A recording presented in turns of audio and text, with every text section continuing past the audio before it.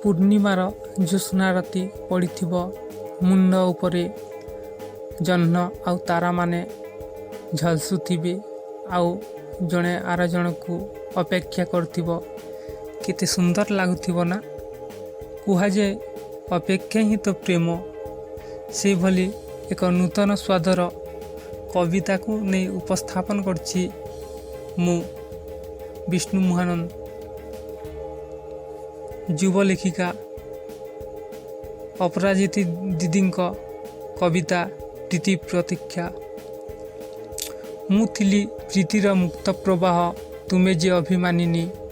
କେଉଁ ଦୂର ଗାଁ ନୀଳ ସରୋବରରେ ସାଜିଛ ରାଜହଂସିନୀ। ଭଗ୍ନ ମୋର ଏ ହୃଦୟ ଶିଲାରେ, ମଗ୍ନ ଲିପିରେ ଲେଖା। ଇତିହାସ ଆଜି ପାଲଟିଛି ସଖୀ, ତୁମ ସାଥେ ଶେଷ ଦେଖା। ବିରହୀ ନଈର ତୁଠ ପଥର ମୁଁ, ଶିଉଳିର ଆସ୍ତରଣେ। ବିସ୍ମୃତ ସ୍ମୃତିର ମୃଦୁ ପାଦଚିହ୍ନ ସାଇତି ରଖିଛି ମନେ। ଦେଖ ପ୍ରତୀକ୍ଷାର ଜାଗର ଜଲୁଛି ମୋ ମନ ଚଉରା ମୂଲେ। ଆଶା ଆଲୁଅରେ ସପନର ପଥେ ତୁମେ ଆସୁଥିବ କାଲେ।